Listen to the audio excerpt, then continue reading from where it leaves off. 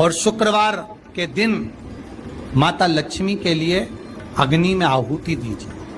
महाराज, शाम के समय पर सूर्यास्त के पहले शिव महापुराण की कथा कहती है, अग्नि पुराण कहती है, नर्मदा पुराण कहती है, लिंग पुराण कहती है कि बेलपत्री के वृक्ष के नीचे, नीचे तो नीचे वो भी जाने दो, यहां तक वर्णन किया शिव महापुराण में तो कि बेलपत्री का जो फल होता है ना,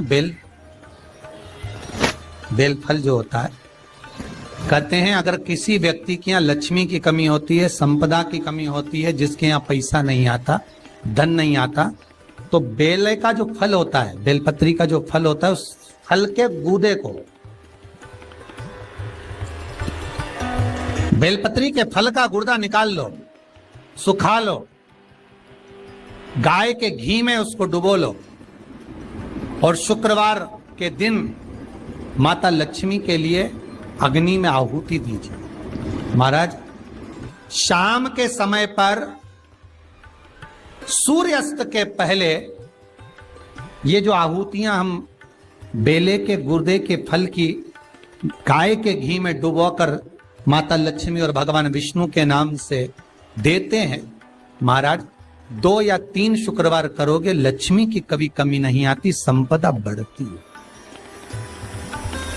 एक प्रयोग और कर देखना, कभी अगर मौका मिले आपको तो प्रयोग कर देखिए। लिंग पुराण के अंदर लिखा हुआ है, शिव पुराण में, लिंग पुराण में और स्कंद पुराण में कहा गया है कि अगर किसी ने बेले के फल का अगर थोड़ा सा भी गुर्दा पाया है, बेले के फल को खाया हो या बेल का रस पिया हो या बेल के फल का जूस पिया हो, अगर वो व्यक्ति का अनायास किसी कारणवश प्राण भी छूट गए हो, तो शिव महापुराण की कथा कहती है कि 27 दिन तक वो बेल के फल का रस उसके नस नस में रहता है, तो उस व्यक्ति को यम नहीं छूते, वो कैलाश पर निवास करता है। मर भी जाता है तो अधोगति में नहीं पड़ता, नरक नहीं भोगता, वो बैकुंठ पद का कामी हो, बैकुंठ का निवासी।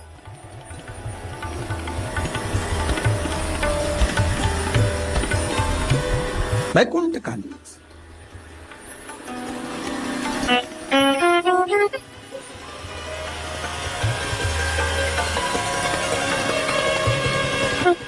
ये जो शिव जी को चढ़ती बेलपत्री हुई, शमी पत्र हुआ, मदार का पुष्प, आंकड़े का जो पुष्प हुआ, ये सब साधारण नहीं है। साथ शंकर का एक एक गुण तत्व ग्रहण करने वाले, शंकर का अनुमोदन करने वाले, शिव को एक एक वस्तु जो चढ़ने वाली साधारण नहीं।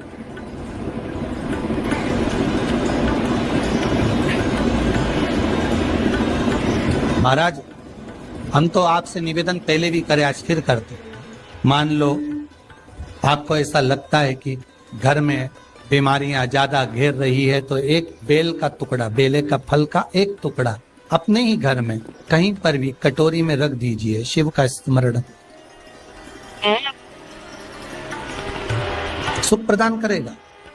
अगर थोड़ा बहुत रोग आ भी गया निकल जाएगा, पर बड़ी बीमारी में कोई फंस नहीं पाएगा, ज्यादा जनहानि नहीं होगी, तकलीफ नहीं भोग पाए। शिव को प्रिय।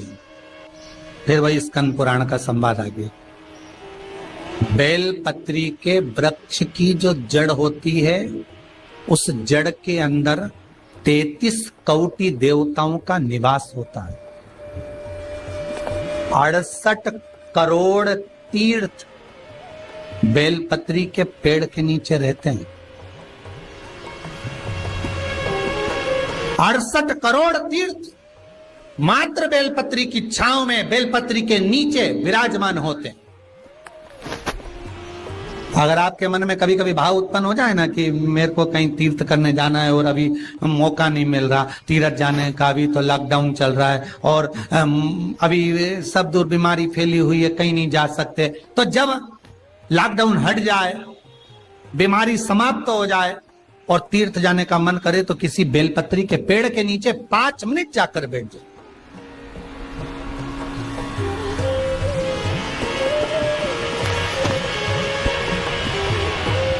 और जप लो, श्री शिवाय नमस्तुभ्यम। जितने बैठे हो टीवी के सामने प्रेम से बोलो, श्री शिवाय नमस्तुभ्यम। जितने टीवी के सामने बैठे, एक बार फिर से बोलो, श्री, साथ में बोलो, आगे आगे नहीं, श्री शिवाय नमस्तुभ्यम।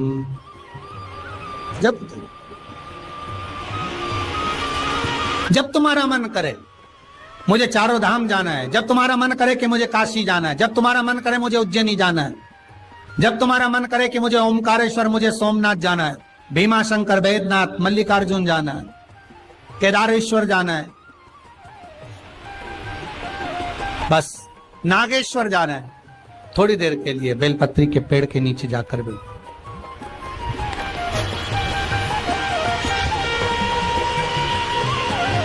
68,000 तीर्थ सब बेलपत्री के वृक्ष के नीचे विराजे।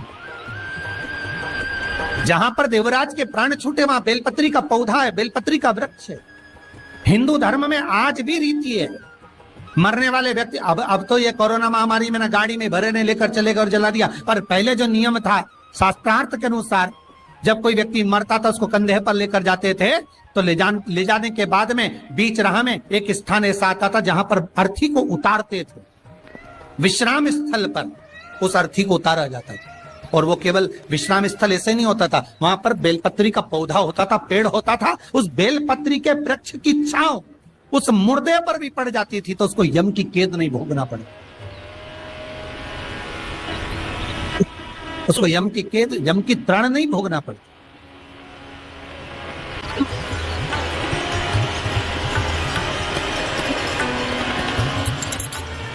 इसलिए उस बेलपत्री के पौधे के नीचे उसको विश्राम दिया जाता है।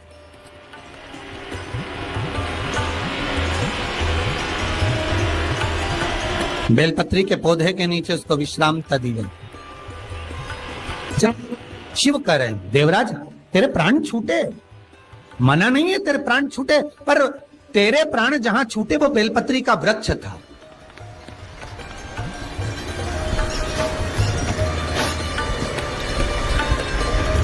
और अब तुझे यहां नहीं रहना है, अब तुझे कैलाश पर रहना है।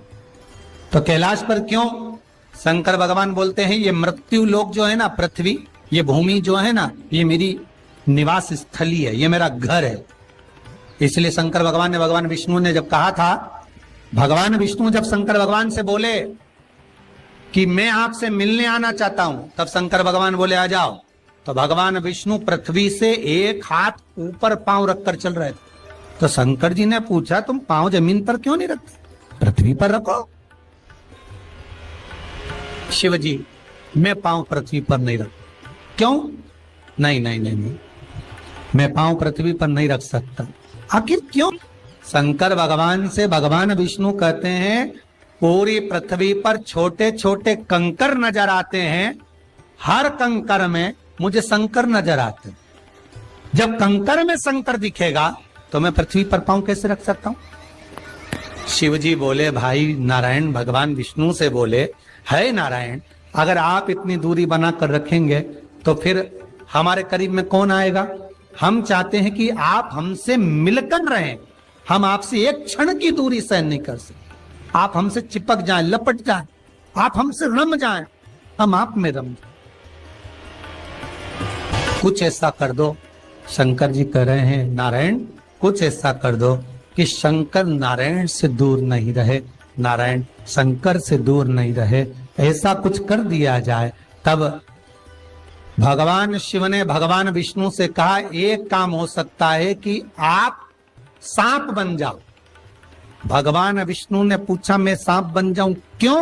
शंकर भगवान कहते हैं सांप बन जाओगे तो मैं गले में आपको डाल कर रखूंगा, आप मुझसे चिपके रहोगे, मैं आपसे चिपका रहूंगा, आप मुझसे लगे रहेंगे, मैं आपसे लगा रहूंगा, दूरी नहीं रहेगी एक क्षण की भी।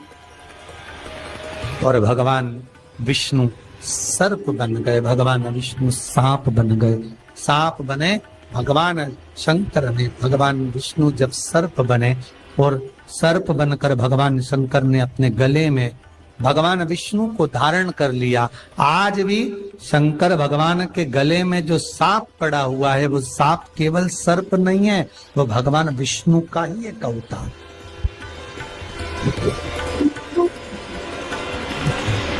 वो भगवान विष्णु का एक स्वरूप। शंकर भगवान के पूरे शरीर पर 6 सांप हैं। कितने सर्प हैं? 6।